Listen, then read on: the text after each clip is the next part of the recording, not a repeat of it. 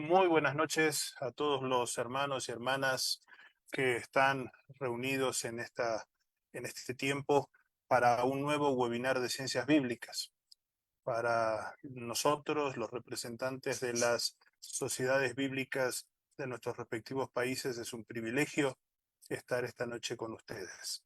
Les saluda Daniel Oliva de Sociedades Bíblicas Unidas en Ecuador.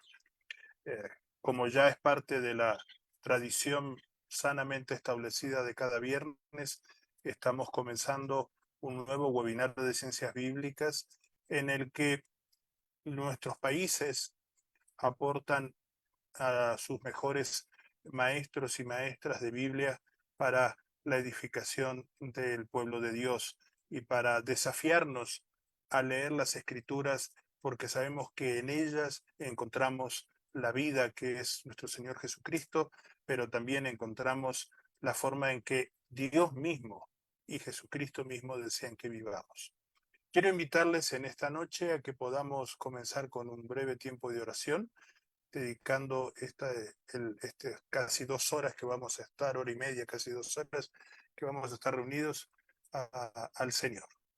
Le invito a que inclinemos nuestras cabezas y pongamos este tiempo en las manos del Señor. Padre de los cielos y Dios de misericordias, te agradecemos la oportunidad de estar reunidos, aun cuando estamos dispersos, hombres y mujeres de diferentes partes de nuestro continente latinoamericano. Estamos reunidos por la convocatoria que nos ha hecho tu Espíritu Santo en el nombre de Jesús, para estar expectantes de lo que tú nos quieres enseñar con el siervo que has traído esta noche sobre tu palabra. Gracias por cada uno de los hermanos y hermanas, pastores, pastoras, líderes, lideresas de las iglesias aquí representadas, hombres y mujeres que reconocen que tú eres el Señor de nuestro continente y que en tu palabra escrita encontramos la mejor riqueza para formar vidas nuestras personales y también las del pueblo sobre los cuales nos has puesto a pastorear y a liderar. Pedimos tu bendición sobre el profesor Abiud Fonseca en esta noche para que tu gracia repose sobre él. Él estará trayéndonos un tema desafiante sobre las tradiciones históricas en el Pentateuco, pero Señor, queremos, además de tener conocimientos nuevos que podamos adquirir, también encontrar el discernimiento para aplicarlo a estos desafíos que vivimos en lo cotidiano. Tu gracia lo acompañe a tu siervo Abiud y podamos recibir tu bendición y los desafíos que cada uno pueda contextualizar en su respectivo país. Empezamos este tiempo juntos, amparados en el amor tuyo, querido Padre, abrazados y refugiados en tu gracia, querido Hijo, y con la cobertura de tuya, Espíritu Santo. Amén y amén. Amén. Estamos listos para empezar a este tiempo, pero antes de pasar al profesor Abiud Fonseca, permítame invitarle a ver el consejo bíblico de cómo leer la Biblia que estamos compartiendo cada semana, auspiciado por la Reina Valera Contemporánea. Prestemos atención. Tips para leer la Biblia. Resalta las acciones y los verbos principales. Y es que Esdras se había entregado de corazón al estudio de la ley del Señor y a cumplirla y enseñarla a los israelitas con todas sus normas y ordenanzas. Esdras 7:10. Reina Valera Contemporánea. Las acciones principales son estudiar la ley, cumplirla y enseñarla.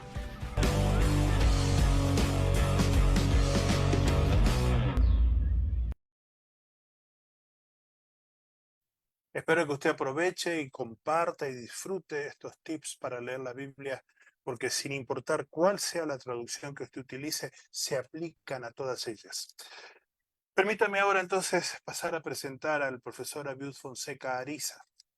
Es peruano, radicado en Ecuador, máster en Teología en Escolar y en Sagrada Escritura del SEMISUD, del Seminario Sudamericano. Tiene una maestría en Antropología de la Universidad Flaxo de Ecuador y en investigación del programa de posgrado en Teología de SEMISUD y la Universidad Libre de Ámsterdam.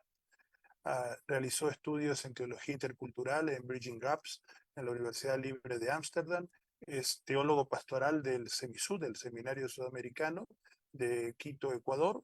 Es tecnólogo médico por la Universidad Nacional Mayor de San Marcos en Perú, licenciado en Ciencias Religiosas, Universidad Cristiana Latinoamericana de Ecuador, y es director del Departamento de Capellanía de SEMISUD.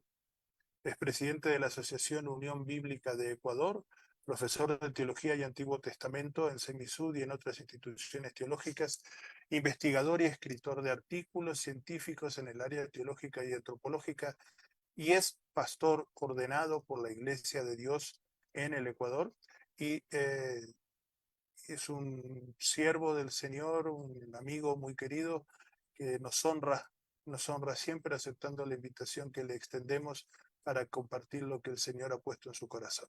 Recibamos en esta noche al profesor Abiud Fonseca Ariza. Abiud, tu tiempo, eres el dueño de la pantalla y del tiempo. Dios te bendiga. Muchas gracias, querido Daniel. Gracias por este tiempo. Muy buenas noches también a cada uno, a cada una. Es para mí un privilegio compartir con ustedes este espacio. Estoy muy agradecido también con las sociedades bíblicas por extenderme esta grata invitación para compartir, para que juntos podamos adentrarnos en el texto bíblico y de ese modo pues encontrar algunas novedades que puedan ayudarnos también en nuestras búsquedas, en nuestra propia experiencia con el texto bíblico. En esta noche me ha correspondido conversar con ustedes sobre una sección de la Biblia que es bastante, podríamos decir, central dentro de la fe judía, que fue la que compuso los textos del Antiguo Testamento. Pero para nosotros también, como cristianos, es una parte fundamental de la revelación bíblica. Me refiero al Pentateuco. Y no solamente es fundamental, sino que a su vez también es una parte bastante compleja de la Biblia, ¿no? O sea, el Pentateuco trae consigo una serie de complejidades que seguramente muchos de nosotros hemos tenido a veces que releer unas cuantas veces los textos del Pentateuco para procurar aproximarnos a algún tipo de sentido que podamos reconocer del texto de manera un tanto original y a la vez también un poco de sentido que podamos nosotros proponer para aplicar el texto en nuestra vida contemporánea. El texto del Pentateuco es un texto bastante amplio, quizás una de las secciones más amplias del texto bíblico. Y en este texto, de manera particular, vamos a encontrar algunas secciones que quiero hacer notar en esta noche para que juntos podamos descubrir cómo estas secciones propias del Pentateuco nos pueden ayudar a una mejor interpretación, a una lectura un poco más desafiante quizás de este maravilloso texto llamado el Pentateuco. Como ustedes saben, el Pentateuco también tiene otro nombre, ¿no? El nombre de la ley. Nos referimos al Pentateuco en esa nomenclatura. ¿Por qué? Porque el texto del Nuevo Testamento, sobre todo, hace esa referencia y en el Antiguo Testamento mismo también en muchas ocasiones hace esa referencia a esta sección bíblica, ¿no? No se le llama el Pentateuco, en realidad en la Biblia nunca se dice el Pentateuco, sino eso fue después, sino que más bien en la Biblia tratan a esta sección bíblica como la ley.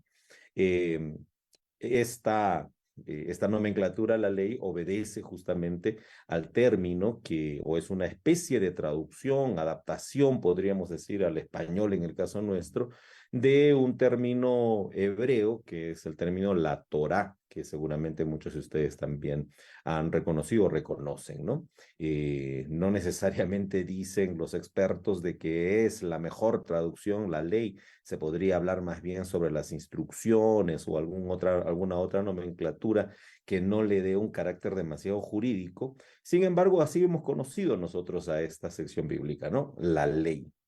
Ahora, cuando nosotros leemos el Pentateuco o la ley o la Torá, pues nos vamos a dar cuenta de una cuestión, que no necesariamente el texto del Pentateuco o el texto de la ley contiene solamente leyes o contiene solamente algunas prescripciones, sino que más bien hay amplias secciones narrativas, hay muchas secciones poéticas, ¿no? Canciones. También vamos a encontrar nosotros en esta sección que se llama la Torá, algunas genealogías o algunas formas distintas que no necesariamente representan lo que el texto trata o lo que de alguna manera nos trata de decir o nos tratan de decir cuando se asigna a esta sección como la ley. No, uno piensa, la ley debería ser pues algo así como la Constitución, ¿no? Que empieza, la Constitución de nuestros países, que empieza con una serie de leyes. En el caso del Pentateuco se llama la ley, pero ya el libro de Génesis, de manera casi entera, no tiene nada de ley, sino más bien de una serie de narraciones. Entonces, frente a eso, quizás la pregunta que tengamos que hacernos es, ¿cuáles son esos núcleos legales? ¿Cuáles son esos núcleos jurídicos que hay en el Pentateuco, por lo cual este texto se constituye al final como el texto de la ley, ¿no? ¿Cuáles son esas bases jurídicas desde donde podemos nosotros pues entender que la propuesta del Pentateuco es una propuesta legislativa o una propuesta de ley? Es por eso que en esta noche, tarde, no sé, para algunos, voy a tratar de establecer algo que los exégetas de estos días han propuesto como justamente las bases legales que aparecen en el Pentateuco o en la Torá. Y específicamente vamos a trabajar a tres bases legales, tres códigos legales que aparecen en el texto de la Torá o del Pentateuco, que nos van a servir de base para que podamos nosotros pues trabajar. Voy a tratar de compartir con ustedes un PowerPoint que tengo aquí y me avisan si es que logro hacerlo. Ese PowerPoint, me parece que es este.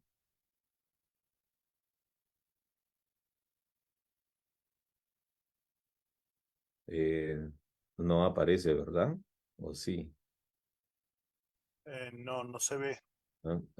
Voy a intentar otra vez. Perdón por esto.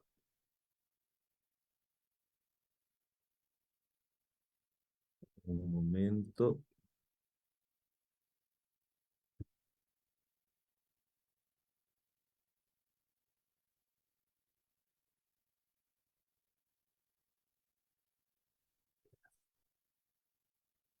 Yo creo que ahora sí. Ya. ¿Se está viendo ahora? Sí, Sí. sí. Ok. Entonces vamos a hablar sobre estos códigos legales en el Pentateuco. Y para reconocerlos mejor, he puesto un par de ejemplos que de repente nos pueden ayudar para entender un poco mejor cómo estos tres códigos legales están presentes en el texto del Pentateuco y son códigos que nos prescriben o nos mandan o expresan algunos mandatos, algunas órdenes para el desarrollo de algunas actividades propias de la fe, propias del culto mismo, propias de la vida cotidiana incluso. Pero quiero que se fijen en lo siguiente. Por ejemplo, hay algo que es fundamental en la tradición judía. En la tradición judía, y nosotros como cristianos hemos heredado también eso, es fundamental la celebración de una fiesta. Y para nosotros los cristianos, incluso esta fiesta llamada la Pascua se convirtió en una especie de fundamento de nuestra fe, de nuestra teología. ¿Por qué? Porque entendemos que la muerte de Jesús se dio justamente en esta festividad, la Pascua, y es por eso que nuestra teología sobre la salvación se constituye desde esta celebración, ¿no? Que se ha convertido no solamente en una celebración, sino en la base de nuestra fe. Nuestra Pascua es nuestra salvación. Bueno, para los judíos también la Pascua era una fiesta fundamental. Pero es interesante que cuando nosotros revisamos tres textos distintos, en estos tres textos se procura legislar respecto a la Pascua, pero la legislación tiene características bastante particulares en cada uno de estos textos. Yo los he puesto allí, ustedes si gustan pueden revisar también en sus Biblias para que puedan reconocer la amplitud de lo que quiero presentarles. En Éxodo, el capítulo 23, el verso 15, aparece lo que podríamos decir es la legislación acerca de la Pascua, aunque no necesariamente de manera explícita aparece el término Pesajo Pascua, ¿no? Sino más bien aparece una fiesta que es la fiesta de los panes sin levadura. Solamente que decimos en Éxodo el capítulo 23, podríamos decir que está hablando de la Pascua porque dice que debe celebrarse en el mes de Abib, que es el primer mes del año en el calendario judío. Ahora, pero allí no aparece Pascua, sino dice, van a celebrar la fiesta de los panes sin levadura durante 7 días en el mes de Abib. Y esa es la primera fiesta que hay que celebrar en el año, de otras más que aparecen en un listado breve a partir de ese verso en el capítulo 23 del libro de Éxodo. Si nos vamos a Deuteronomio, en Deuteronomio el capítulo 16, verso 1 al 8, aparece la misma prescripción de la celebración de la misma fiesta en el mes de Abib, también el primer mes. Esta celebración tiene que hacerse también con panes sin levadura durante 7 días, solo que en Deuteronomio ahora sí aparece la Pascua, aparece con ese nombre, con el nombre de la Pascua. Y aparecen otras prescripciones que no están presentes en Éxodo del capítulo 23. Por ejemplo, que ahora sí ustedes tienen que sacrificar o tienen que comer ovejas y vacas. En Éxodo 23 dice solamente panes sin levadura, no aparecen las ovejas y las vacas. En Éxodo 23 no aparece que tiene que desarrollarse en la tarde y noche, sino más bien aparece y dice, comiencen a celebrar la fiesta de los panes sin levadura en el mes de Abib, nada más, ¿no? Y en Éxodo 23 nunca indica cuál es el lugar donde se tiene que celebrar esta fiesta, sino más bien pareciera ser una fiesta que se puede celebrar desde las casas mismas.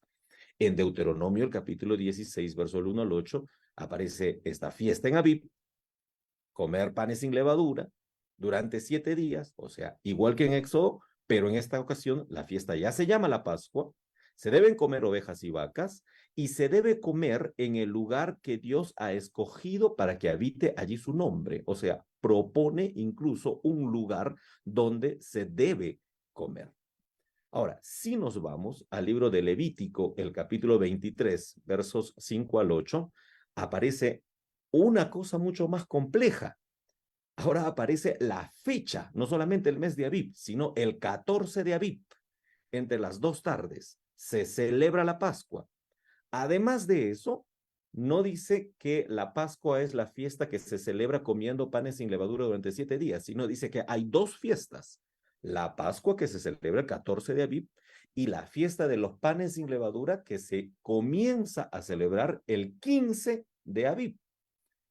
Además de eso, en Levítico nos va a aparecer y nos va a decir, durante los 7 días que se celebra la segunda fiesta, que es la fiesta de los panes sin levadura, hay que ofrecer ofrendas encendidas durante 7 días, o sea, hay que ofrecer ofrendas que pasan por fuego. Y además de eso, que el primer día de la fiesta de los panes sin levadura y el último día de la fiesta de los panes sin levadura, habrá una convocatoria para que la gente acuda al lugar que ha sido escogido para que justamente se celebre esta convocatoria, que es el tabernáculo o el templo en todo caso. Entonces, si se dan cuenta, hay 3 prescripciones muy distintas, una básica, una un poco más compleja y otra que está bastante institucionalizada, ¿no? Una, coman panes y celebren en el mes de Abib, que Dios nos ha liberado. La otra no se llama Pascua, no se llama solamente comer panes, se llama Pascua, hay que sacrificar ovejas y vacas, hay que comer entre familias, pero en un lugar establecido, y a su vez hay que desarrollarlo en la tarde o noche del día que se escoja. Y en la tercera, bueno, ya hay una cosa mucho más compleja, ¿no? Días, la separación de fiestas, la fiesta de la Pascua, la fiesta de los panes sin levadura, hay que ofrecer ofrendas y además de eso hay que acudir a convocatorias tanto en el primer como en el séptimo día. Entonces uno dice, hay 3 mandatos, ¿qué es lo que está pasando? Voy a poner otro ejemplo. El ejemplo del lugar, el lugar donde debe realizarse los sacrificios. Es interesante porque también en cuanto al lugar donde deben realizarse los sacrificios, existen algunas prescripciones. Si ustedes se dirigen a Éxodo, el capítulo 20, el verso 24, hay una cosa así un poquito rara, ¿no? Aquí yo simplemente les presento, donde dice, para ofrecer sacrificios, o sea, vas a sacrificar holocaustos y ofrendas, y lo vas a hacer en un altar de tierra que tú construyas. El sacrificio que vas a hacer es un sacrificio que tú lo vas a hacer, no aparece ningún sacerdote, nada, sino tú lo vas a hacer. Y será un sacrificio de ovejas y vacas. ¿Y dónde vas a hacer este altar? En todo lugar donde yo hiciere que esté la memoria de mi nombre. O sea, en cualquier sitio. Lo que tienes que tener cuidado, te dice Éxodo, es que cuando hagas estos sacrificios debes construir altar, pero debes construir un altar de piedras que no hayan sido pasadas por el fierro, que no hayan sido, en todo caso, pasadas por el metal, no, sino que piedras y tierra que hayan, en todo caso, que hayan sido hechas con la mano, con algunos otros implementos.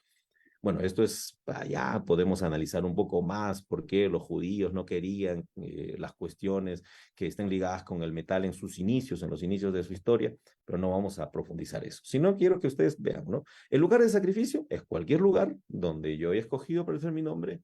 Los altares lo pueden hacer ustedes y ustedes pueden sacrificar haciendo sus holocaustos de ovejas y vacas. Cuando nos vamos a Deuteronomio, el capítulo 12, verso 1 al 28, dice, espérense un rato, no en todo lugar, no en altares de tierra que ustedes hagan, sino tienen que ir al lugar que Dios ha escogido. En Deuteronomio nunca va a aparecer en esta sección, nunca va a aparecer y va a decir en Jerusalén, en el monte Sión, no, en el tabernáculo, en el templo, no. Utiliza siempre este término, el lugar que Dios ha escogido para hacer habitar allí su nombre, pero utiliza mucho eso, el lugar que Dios ha escogido. Algunos dicen sí, se trataba de Jerusalén, está hablando de Jerusalén. Otros dicen, no, se trataba de los lugares donde Dios había escogido para que se puedan ofrecer allí algunos sacrificios. Nosotros nos vamos a quedar con la idea de que escogió Dios un lugar, Jerusalén, y que allí está diciendo que tendríamos que ir, o que se tenía que ir. Luego dice, no solamente vas a hacer sacrificios y holocaustos, sino holocaustos, sacrificios, diezmos, ofrendas, promesas, primicias. Cada una tiene su propia particularidad. Todas esas tienes que llevarlas a este lugar donde Dios ha escogido. Pero ojo, ahí dice una cosa bien clara. Tienes que llevarlo, sacrificas y comes, tú y tu familia. Y dice una cosa bien linda, dice, tus hijos y tus hijas, tus siervos y tus siervas, haciendo énfasis incluso en cuestiones de género, hijos e hijas, siervos y siervas. Y si hay un levita por allí, o sea, un pobre que no tiene heredad, nunca dice un levita que es el jefe del santuario, sino, o que es el jefe del templo, sino, si hay un levita por ahí que es pobre, llámalo para que disfrute del picnic que estás haciendo porque has llevado las cosas que tienes que comer durante ese tiempo. Ahora, dice ahí bien claro, pero si quieres comer carne, o sea, no sacrificada, ¿no? Sino carne, si quieres matar un buey, quieres matar una oveja, un carnero, puedes hacerlo en cualquier lugar. No necesitas ir al lugar que Dios ha escogido. O sea, si quieres comer carne, en cualquier lugar puedes comer. Ahora, también dice, si es que está lejos de ti el lugar sagrado, incluso te vamos a dar una especie de concesión que puedas ya allí sacrificar para que puedas también comer con tu familia. Lo que sí es que jamás debes comer sangre. La sangre sí tienes que dejarla chorrear por el piso, dice allí, ¿no? Está un poco distinto que el otro. Ahora, cuando llegamos a Levítico, en Levítico el capítulo 17, verso 1 al 9, que está dando la misma prescripción de la misma cuestión del lugar del sacrificio, va a decir, no, el único lugar donde hay que sacrificar es el tabernáculo de la reunión, que es lo que más adelante sería el templo, ¿no? Y es más, tienes que sacrificar en el altar a Yahvé. Y hay un solo altar, no hay muchos altares como en Éxodo, un solo altar. Y ese solo altar es en el tabernáculo de reunión, o sea, en Jerusalén. Más adelante sería entendido en Jerusalén, en el monte que está, donde estaba establecido el templo. Y ojo, dice ahí bien claro, ustedes léanlo, ¿no? Dice en esta sección de 17 del 1 al 9, y ojo, cuidado con degollar bueyes, corderos o cabras en cualquier lugar. En Deuteronomio dice, bueno, pues si quieres comer, mata en cualquier lugar y vas a comer carne. Aquí no, cuidado con degollar buey, cordero o cabra en cualquier lugar.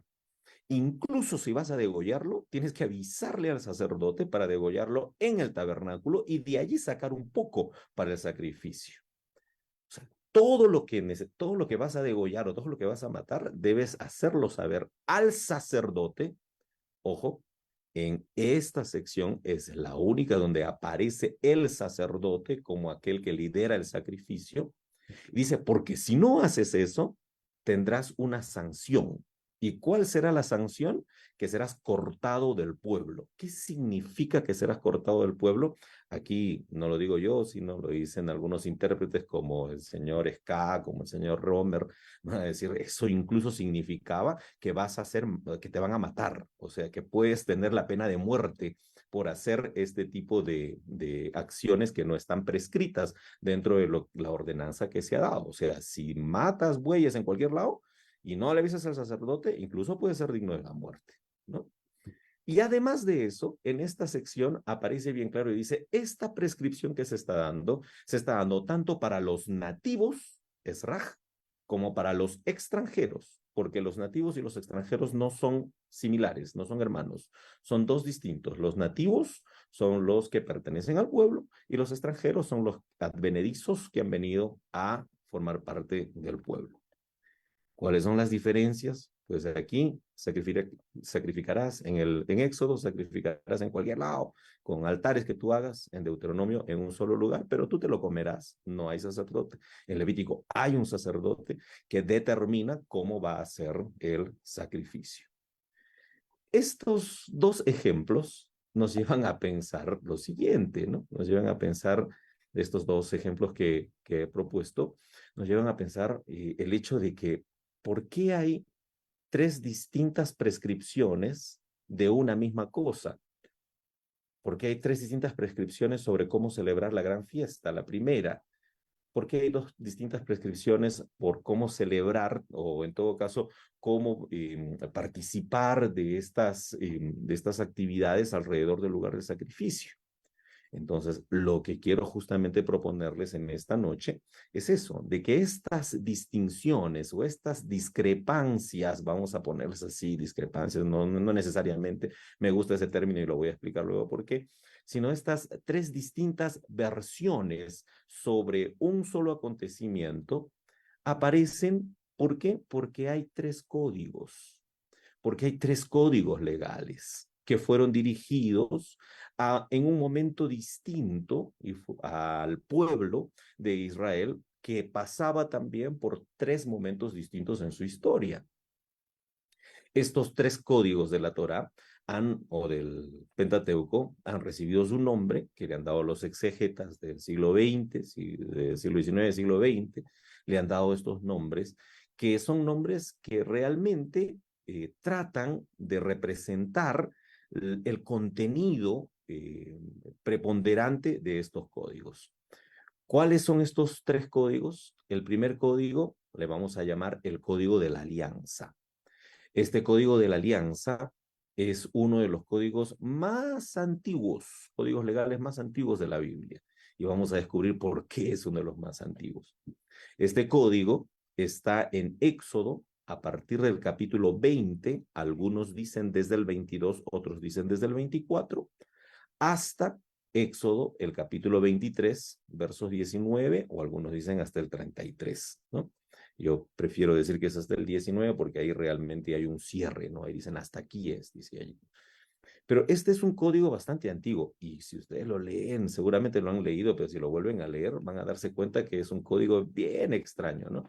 Bien extraño porque habla de una vida campesina, pero una vida campesina donde no había incluso una autoridad estatal que regule, ¿no? Sino una vida campesina que se regulaba en la convivencia misma, ¿no? Hay leyes como, por ejemplo, si, qué sé yo, si tu carnero se pasó de campo y comió el pasto de mi parcela, pues en todo caso, hablemos para ver cómo solucionamos ese problema, ¿no? Si, qué sé yo, tu tu carnero o tu buey le corneó el ojo a alguien, entonces vamos a ver cómo solucionamos también esa situación. O sea, cosas así que tienen que ver con la vida campesina.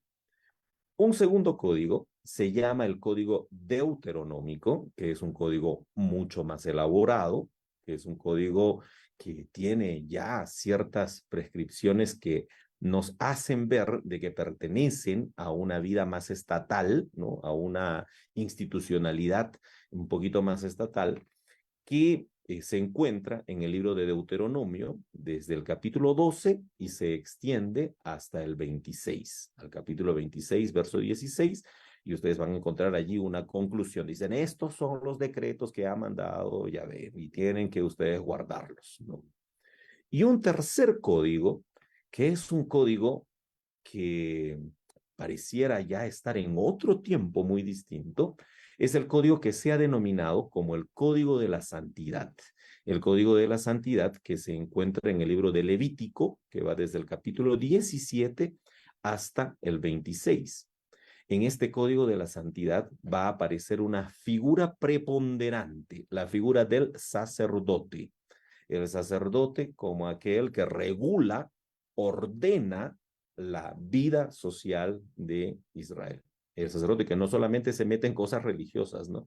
Se mete a regular la salud, se mete a regular lo que uno come, se mete a regular la vida sexual de la gente, ¿no? Entonces es un código donde realmente el sacerdote pues entra como a tener un rol bastante importante, ¿ya?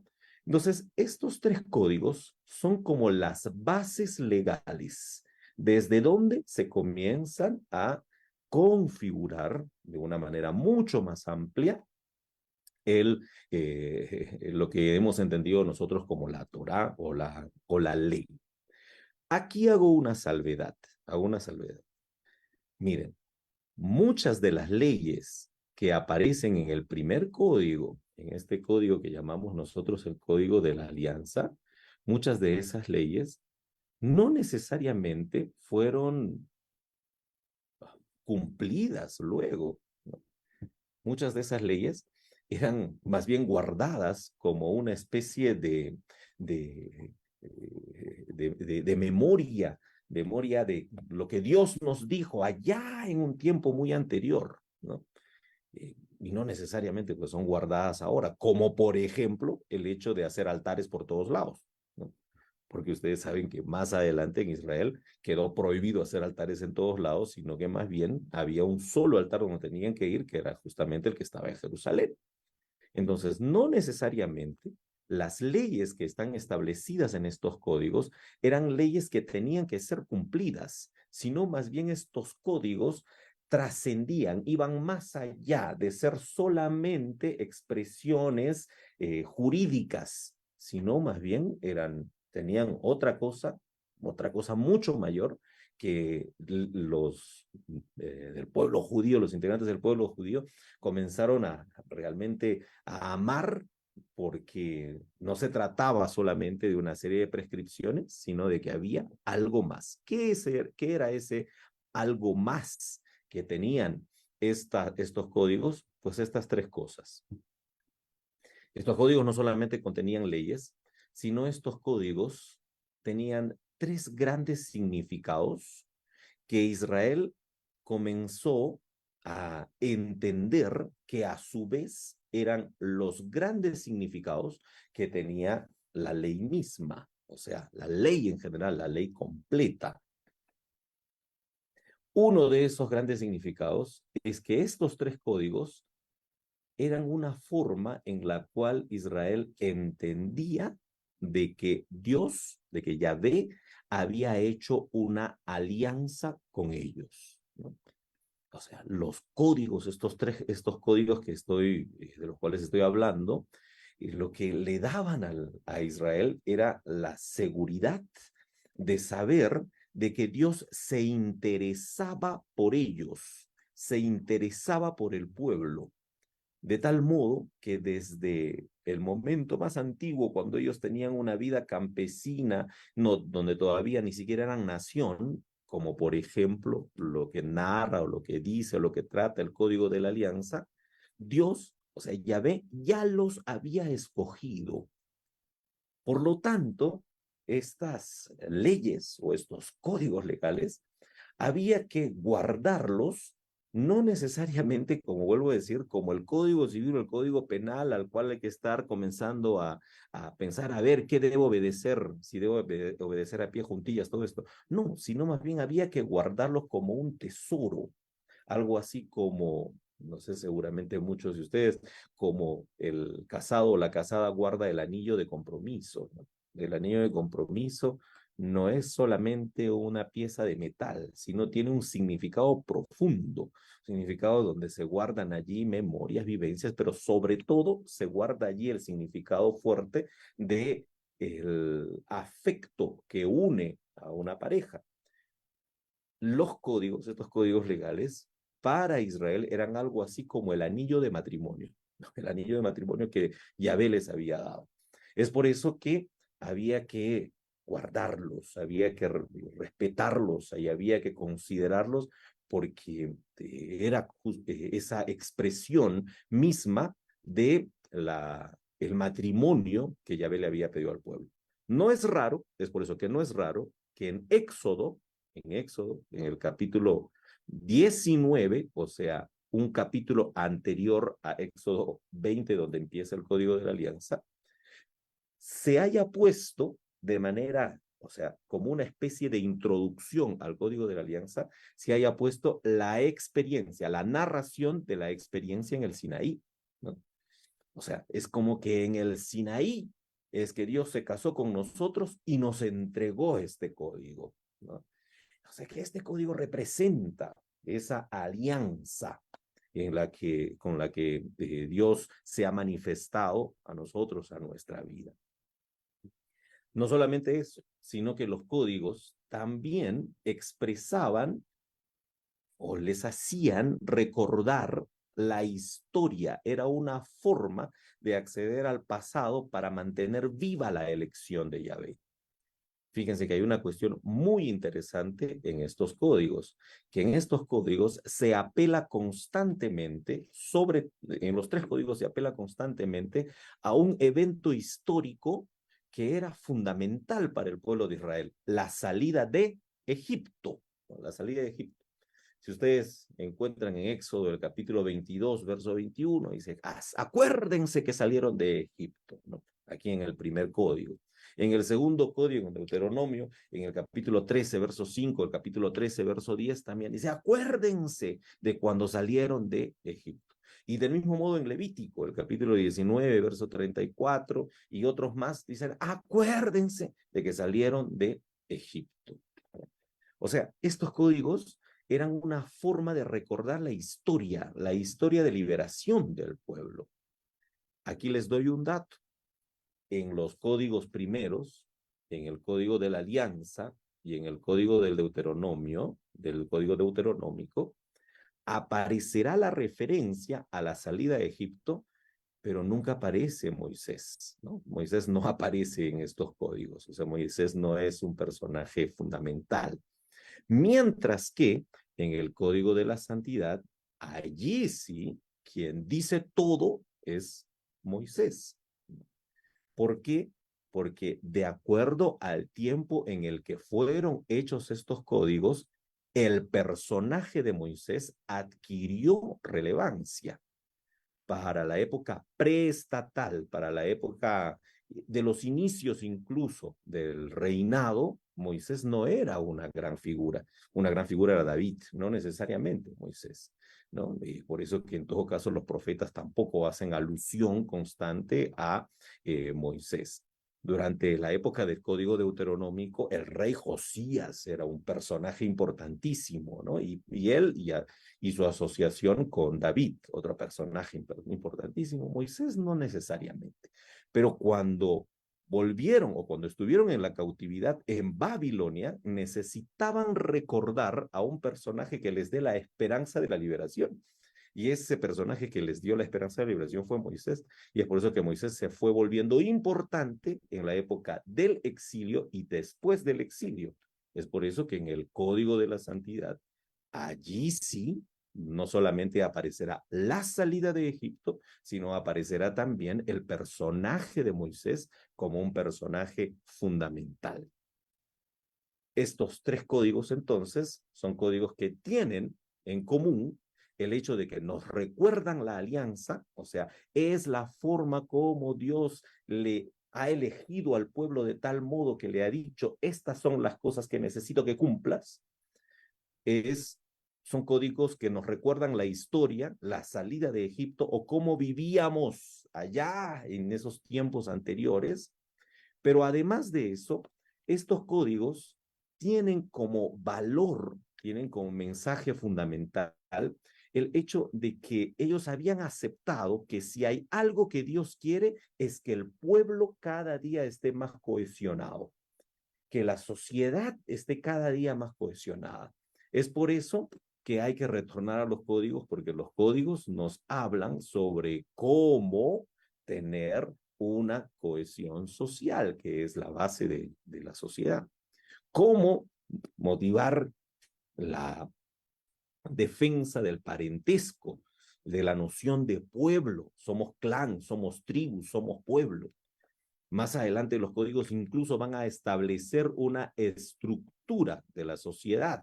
¿Quiénes son los nacionales? ¿Quiénes son los extranjeros? ¿Quiénes son los gobernantes? En el Código Deuteronómico aparece, dice, ¿quiénes son los gobernantes? Y estos gobernantes deben ser justos, porque si no son justos, pues hay que cuestionarlos también, dice Deuteronomio capítulo 16, ¿no? En el Código Deuteronómico. E incluso también aparecen cuál es el favor que hay que tener con aquellos que van quedando fuera de la estructura social, ¿no? Deuteronomio dice, tengamos cuidado de los pobres, tengamos cuidado de los huérfanos, tengamos cuidado de las viudas, tengamos cuidado de los levitas, que son los pobres que no tienen dónde vivir, ¿no? E incluso en este último código, el Código de la Santidad, se establece una estructura social bien fuerte donde el sacerdote es el que está en la punta de la jerarquía, en la estructura social piramidal, y luego dice, pero cuando llegue el tiempo en el cual Jehová diga que ustedes deben hacer descansar la tierra, o llegue de repente ese día o ese año cuando Jehová diga, en este año no habrán pobres, o sea, no habrá alguien que le deba a otro, háganle caso, porque lo que Jehová quiere es que tengamos favor por quienes no están dentro de la estructura social para cohesionar nuestra sociedad, para cohesionar nuestro pueblo. En el Código de la Santidad de Levítico está el famoso,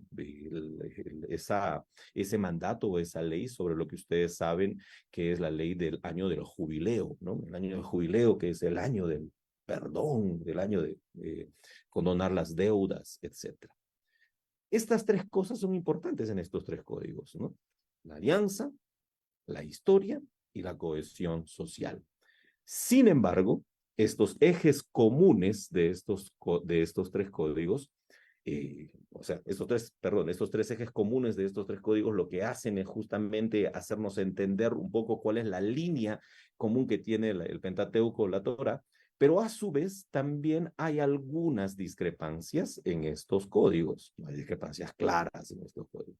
Y todas estas se dan sobre todo por el hecho de que estos códigos fueron hechos en tiempos distintos. Voy a tratar de ir rápido, hay mucha información que quería compartir, pero ya el tiempo se nos va, así que lo que voy a compartir es una cuestión bastante rápida. El Código de la Alianza es un código que fue hecho en un tiempo donde aún la monarquía no existía, porque nunca aparece referencias a un rey. Es un tiempo que fue hecho no necesariamente en el tránsito del desierto, porque nunca habla sobre la caminata del desierto. Ellos ya tienen casas, ellos ya tienen tierras, ya tienen ganado, etc., ¿no? Estas leyes fueron hechas en un tiempo donde más bien habían jueces a quienes a veces se les llama Palil, a veces se les llama Elohim, y donde había varios altares. La época probable en la cual fue hecho el texto del Código de la Alianza podría ser, dicen algunos, que las primeras leyes de este Código de la Alianza podrían provenir de una época muy antigua, ¿no? Del siglo XIII hasta el siglo XI antes de Cristo. Leyes que probablemente hayan sido orales, que se hayan transmitido en la convivencia del campesinado israelita. La articulación, los escritos primarios de estas leyes se dieron en los círculos campesinos del siglo IX, cuando ya por lo menos en el norte había claramente un reinado. Pero la compilación, o sea, la ordenación de estas leyes del Código de la Alianza se hacen en el siglo VIII. ¿Por qué? Porque esta compilación de estas leyes del libro de la Alianza o el Código de la Alianza están muy a tono con la cosmovisión que nos presentan algunos profetas como los profetas Oseas y Amós. O sea, lo que Oseas y Amós dicen a favor de los pobres, a favor de los campesinos y cómo debe ser una vida campesina, cómo debe ser una vida en ese tipo de ámbito, está muy representado en el Código de la Alianza. Entonces, los historiadores dicen que durante la época de Oseas y Amós, o sea, en el siglo VIII antes de Cristo, es probable que se haya hecho esta compilación de una ley que favorece mucho a la vida campesina. En la época de los reyes Ezequías y Josías, es probable que este código, que se llama el Código de la Alianza, se haya convertido en documento. Y hay muchos que postulan que ese documento que encontraron en la época de Josías, ¿se acuerdan que Josías estaba acomodando el templo y encontraron un libro? Entonces, que probablemente lo que han encontrado es el Código de la Alianza, que estaba editado con algunas narrativas más que formaron un libro mayor que se llama el Libro de la Alianza, que comprende el texto de Éxodo desde el 19 al 24. Este código, vuelvo a decir, es antiguo, es la base de las demás leyes. ¿Por qué? Porque el código deuteronómico, que es el segundo código, es un código que toma como base al código de la alianza. O sea, ya conocía el código antiguo de la alianza. El código deuteronómico es muy probable que se haya hecho durante la época del rey Josías. El código deuteronómico es muy probable que se haya comenzado a establecer o se haya comenzado en todo caso a documentar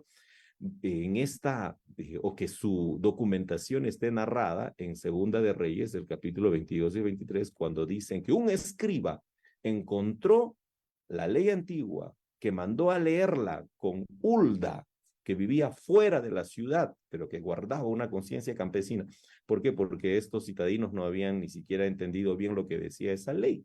Y esta profetisa es la que les da sentido a lo que habían encontrado y a partir de allí escriben una nueva codificación que se llama el Código Deuteronómico, que, como vuelvo a decir, ya en el siglo VIII, bajo el mandato del rey Josías, tuvo una amplitud mayor, y es por eso que cuando leemos nosotros en el libro de Deuteronomio, sobre todo en los capítulos 16 y 17, ya aparecen los reyes, ya aparecen los oficiales, o sea, ya hay toda una configuración estatal.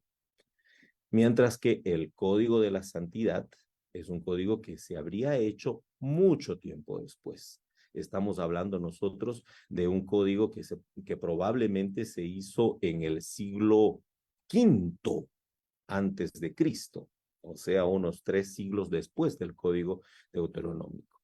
Y el marco contextual donde se hizo este Código de la Santidad fue justamente cuando la vida social de Israel había cambiado y ahora eran los sacerdotes los que dominaban, ¿no?, en Israel. Ustedes recuerdan que cuando volvieron ellos del exilio, lo primero que construyeron que fue un templo. Y en el templo, ¿quiénes estaban? Los sacerdotes. O sea, cuando volvieron del exilio no había reyes, no tuvieron reyes ya. Y los sacerdotes que volvieron del exilio y que se posicionaron en el templo, hicieron una codificación, leyendo los códigos anteriores, hicieron una codificación, pero en esta codificación se manifestó una vida institucional dentro de la nación de Israel, lo cual se ve reflejado en las leyes que este código tiene. Volvamos entonces al principio y con eso terminamos. Hay distintas prescripciones de una sola cosa. ¿Por qué se dan? ¿Son discrepancias? No, no son discrepancias. En realidad son prescripciones que se dieron en tiempos distintos. No podían prescribir de que todo el mundo vaya al templo cuando todavía no había. No podían prescribir de que todo el mundo le haga caso a los sacerdotes cuando no habían todavía sacerdotes. Tenían que prescribir el hecho de que los sacerdotes tenían que administrar todo cuando ellos ya estaban bajo una conciencia institucional y sacerdotal. Estas tres codificaciones, el Código de la Alianza, el Código Deuteronómico y el Código de la Santidad, que van aumentando en cuanto a su complejidad, se convertirán luego en las bases del Pentateuco. El Código de la Alianza es la base de todo lo que aparece en el libro de Éxodo. El Código Deuteronómico es la base del gran libro de Deuteronomio. Y el Código de la Santidad podríamos decir que es la base de los libros Levítico y Números. De ese modo, estos tres códigos legales le dan forma, le dan teología, le dan contenido, le dan acceso a la historia, a lo que nosotros conocemos como la Torá o el Pentateuco.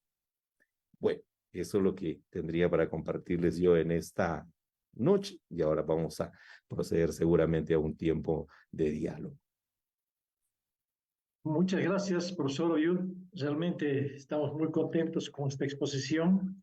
Y bueno, antes de tener la oportunidad de poder expresar algunas preguntas que se nos han hecho, vamos a presentarles como Sociedad Bíblicas Unidas el Diplomado Internacional de la Mujer a través de un video muy cortito. Por favor, Ronald, si podemos pasar este video.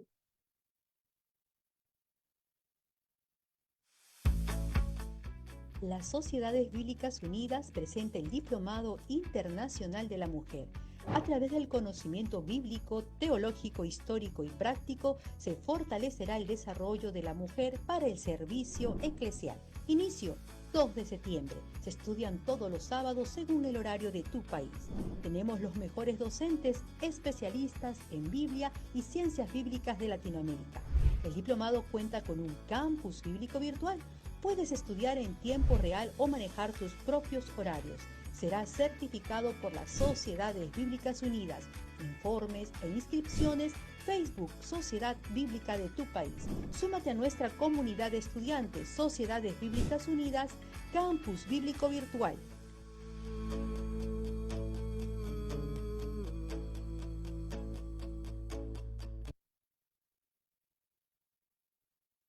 Muy bien.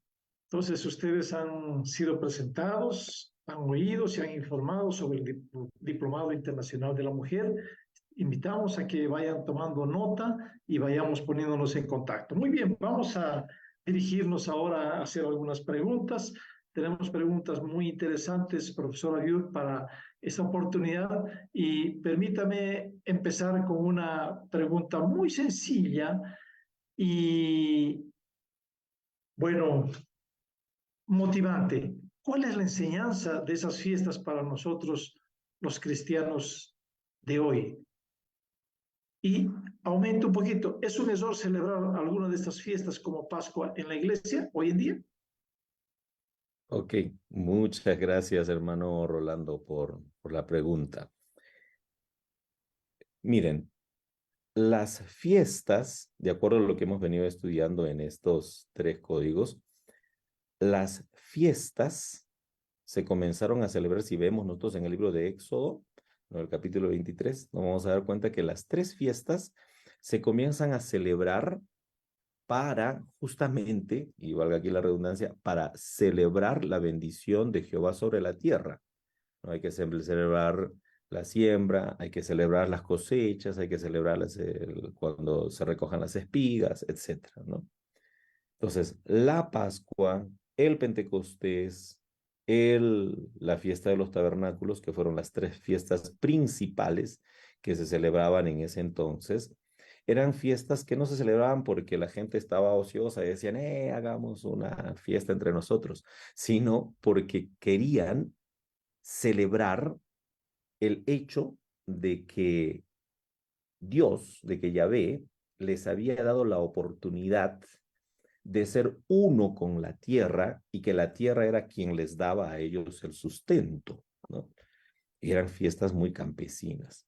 Para aclarar un poco más, cuando nosotros vemos en Éxodo, justamente en este código de la alianza, cuando dice, me harás altar de tierra, está diciendo, me harás altar de Adamá. Ellos tenían dos formas de hablar de la tierra.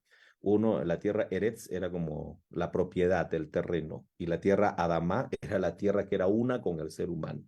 Entonces ellos tenían esa conciencia clara, entonces las fiestas era una forma de celebrar y decirle a Dios, gracias porque tú me haces pertenecer a una tierra, es por eso que voy a celebrar la siembra, es por eso que voy a celebrar la cosecha, es por eso que voy a celebrar cuando produzcan los primeros granos, etc. Así nace la celebración de las fiestas. Más adelante, las fiestas adquieren un sentido teológico. ¿Y cuál es el sentido teológico? La salida de Egipto, ¿no? La primera fiesta que se celebraba las siembras era una fiesta que se asocia con la salida de Egipto. La segunda fiesta, que era la fiesta de las cosechas, la del Pentecostés, se asocia con los 50 días después de haber salido de Egipto. O sea, le dan un sentido teológico para no solamente, bueno, vamos a celebrar, sino para que celebremos a Jehová, quien nos está ahora regalando otra vez la tierra, que es la que siempre fue nuestra, con la que siempre estuvimos nosotros unidos. Dicho esto, entonces el sentido de la celebración de las fiestas tiene que ver con el hecho de que Dios nos ha dado la oportunidad de tener a la tierra para que la tierra y nosotros seamos uno y convivamos de tal modo que la tierra nos da de comer y nosotros la respetamos también. Y a la vez también celebramos el hecho de que Dios nos da una tierra para que vivamos libremente allí. Entonces, ese es el sentido en el cual las fiestas se van constituyendo en estas tres codificaciones, ¿no? Y es por eso cada vez se van haciendo mucho más complejas y cada vez van adquiriendo un sentido teológico mayor. Nosotros debemos celebrar estas fiestas. Yo creo que nosotros lo que tendríamos que tener es la conciencia clara de que Dios nos ha regalado la tierra para que también podamos disfrutar de ella y convivir con ella y celebrar ese gran milagro. El problema es que nuestras fiestas actuales, de lo que se han olvidado, es justamente de eso. Ojalá que podamos retomar nosotros esa posibilidad de celebrar no solamente Pascua porque es chévere cantar canciones judías, ¿no? Sino más bien porque también queremos retomar esa conciencia que estas fiestas nos tuvieron en sus inicios. ¿Y saben por qué? Porque si hay algo que necesitamos nosotros retomar, nosotros el día de hoy, es una conciencia mayor de nuestra pertenencia con la tierra, ¿no? Estas fiestas realmente si son bien recordadas y celebradas, podrían darnos la oportunidad a nosotros de recordar también de que tenemos justamente esa pertenencia con la tierra, ¿no? Quizás eso podría responder frente a la pregunta, que hay mucho más por hablar seguramente. Muchas gracias, profesor. Hay una segunda pregunta que dice, hay muchas leyes que no se aplican en nuestros días. Muchas de ellas incluso van contra nuestras leyes actuales. ¿Cuáles se pueden tomar como referencia o mandato o no se las deben hacer definitivamente en base a esta muestra de tres leyes que nosotros tenemos, tres códigos? Ok, excelente. Lo que podríamos decir al respecto es lo siguiente. Si ustedes se dieron cuenta también durante la exposición, pues yo no hice casi referencia explícita a alguna de esas leyes.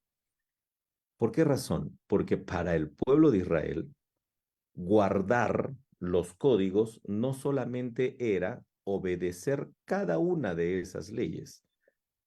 Guardar los códigos y transmitirlos significaba guardar la memoria de que Yahvé nos ha elegido, guardar la memoria de que Yahvé ha hecho de nosotros una nación, guardar la memoria de que nosotros hemos sido hermanos y siempre tenemos que seguir siéndolo.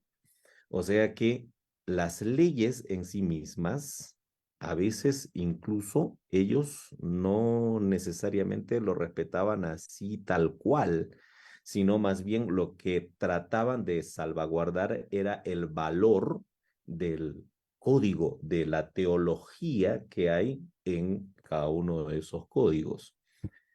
Cuando leemos nosotros el libro de Éxodo, ustedes se van a dar cuenta de que todas esas leyes que aparecen allí en el libro de Éxodo, más adelante no se aplicaban, porque ya no eran un pueblo que seguía viviendo en un marco completamente campesino, con vaquitas y ovejas alrededor. Entonces, es cierto, muchas de las leyes que aparecen en estos códigos no van a llegar a ser cumplidas más adelante. Pero la pregunta es, ¿por eso los códigos perdieron el valor? No, porque el valor del código no era en las leyes que estaban allí prescritas una tras otra, sino el valor del código era decir, este es el gran tesoro que Yahvé me ha dado para que yo pueda recordar que he sido elegido por él, ¿no? Que soy un pueblo que he sido elegido por él y que en algún momento me dio la oportunidad de que yo tenga una relación con él, con Yahvé. Entonces, si es cierto que muchas de esas leyes no se cumplieron ni siquiera el día de hoy, sino en el Antiguo Testamento mismo, ¿no?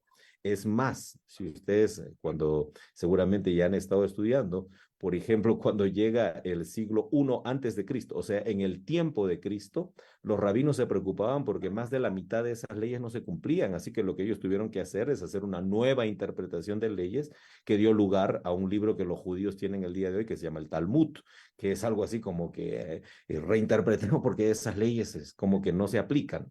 Sí, pero no significa eso de que perdió su sentido teológico o su valor histórico el código. Por eso, nuevamente, lo que más tratan de salvaguardar dentro de la teología de estos códigos no es el cumplimiento de cada ley, sino el valor que tiene el código en sí mismo como testimonio de la elección de Yahvé del pueblo. Perfecto, profesor. Hay una última pregunta. Dice, ¿existe alguna relación entre el código de santidad con la intención que el autor de Hebreos mencionó en cuanto a entrar en el reposo de Dios? Perdón, tuve aquí un pequeño problema, no le escuché muy bien. ¿Podría, por favor, decírmelo otra vez? Dice así, ¿existe alguna relación entre el código de santidad con la intención que menciona el autor de Hebreos en cuanto a entrar al reposo de Dios? Oh, ya. En todo caso, estaríamos haciendo allí una... Voy a hablar de esta manera. Estamos haciendo referencia a una ley del Código de la Santidad, que es la ley del reposo de la tierra, ¿no? Que luego se junta con la ley del año del jubileo o el año de la gracia. Esta ley del reposo de la tierra o el año de jubileo o el año de gracia es una ley que está en el libro Levítico, en el Código de la Santidad, que llamamos nosotros, que quien la revaloró y le dio una dimensión mucho mayor y mucho más fuerte fue Jesucristo, ¿no? Es por eso que cuando Jesucristo, y Jesucristo lo hace leyendo a un profeta, al profeta Isaías, porque el profeta Isaías ya le dio valor a esto. Voy a hablar un poco más, estoy tratando de resumir un poco las ideas que quiero transmitir, ¿no? En Levítico dice que al 7º año, ahí será el año de reposo, o sea, una vez cada 7 años, y el año de jubileo una vez cada 49 años, ¿no? Pero el escritor, el profeta Isaías dice, ojalá que ese año de la gracia no sea solamente una vez cada 7 años o una vez cada 49 años, sino ojalá que ese año de la gracia lo podamos vivir siempre.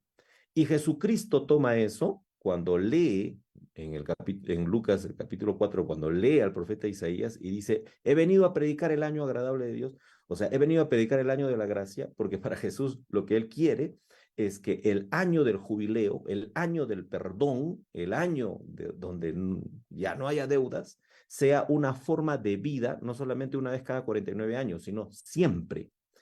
En esa línea, entonces, los seguidores de Jesús, como por ejemplo el escritor de Hebreos, van a tomar esta propuesta que tiene Jesús respecto al tema del reposo, el tema de la gracia, para poder hacer teologizaciones mayores. Entonces, es muy probable que la referencia que hace el libro de Hebreos respecto al reposo de Dios esté asociado con el reposo, la gracia que hace Jesús, haciendo alusión al año del reposo de la tierra que podríamos nosotros encontrar en el libro de Levítico.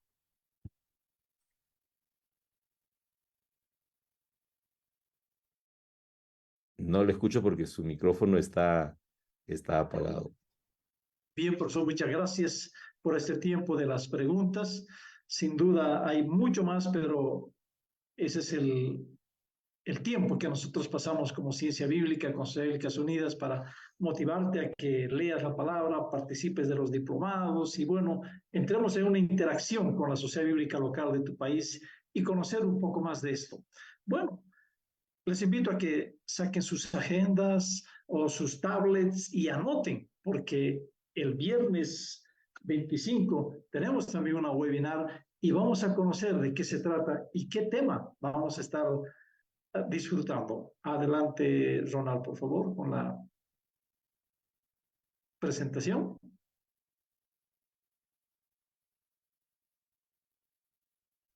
Traducción bíblico-teológica. Mateo 11, verso 12. Conferencista Roberto Caicedo. Hermanos, traducción bíblico-teológica. Este es un tema muy interesante que sin duda va a permitir que esa agenda que hoy hemos abierto para anotar la fecha, vamos a tener que continuar con nuestros apuntes. Entonces, hermanos, por favor, tomemos nota. Nuestra cita va a ser el siguiente viernes en el mismo horario que usted conoce en su país. No se olvide registrarse y bueno, para que gocemos.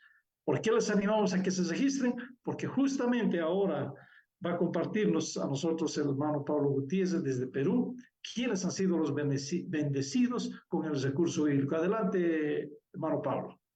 Gracias, Rolando. Gracias, profesor Abiut. Y bueno, los ganadores de los recursos bíblicos son el hermano Daniel Gutiérrez de Perú, Luis Díaz de Chile, Washington Cardoso de Ecuador, Edida Ixcopal de Guatemala, Enaida Arenas de Colombia, Ariana Núñez de Bolivia y Abel Vázquez de México, ¿no? Entonces pueden solicitar su recurso bíblico a la sociedad bíblica de su país. Y antes de irnos, una sorpresa para ustedes. Ahí está la sorpresa para ustedes. No sé si lo pueden ver en su pantalla. Ya estamos ya a puertas del mes de la Biblia. En muchos países de Latinoamérica celebramos el mes de la Biblia. En México y Guatemala ya lo están celebrando. En El Salvador es en diciembre, ¿no? Y aprovecho para saludar a Colombia, que la Sociedad Bíblica de Colombia, que hoy día está cumpliendo su 49 aniversario. Y bueno, vamos a tener expositores de lujo, ¿no? Entonces, cada semana nos esforzamos por traerles un gran expositor como el profesor Abiut, y en el mes de septiembre vamos a tener a Pablo Jiménez con predicación del Antiguo Testamento. Él es de Estados Unidos, Pablo Teixeira de Brasil, Biblia y Paz, Samuel Almada de Argentina, ¿De dónde viene la Biblia?, Sergio Ramírez de Colombia, la Biblia como literatura.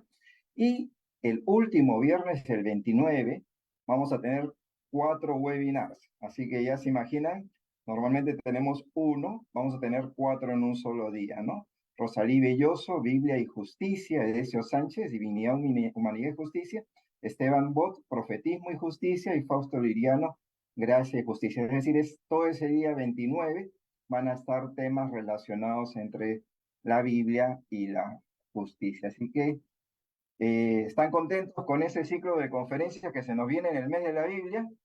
No se lo pierdan, ¿no? Y ya vamos a estar pasando el link para que pueda registrarse y pueda invitar a sus amistades.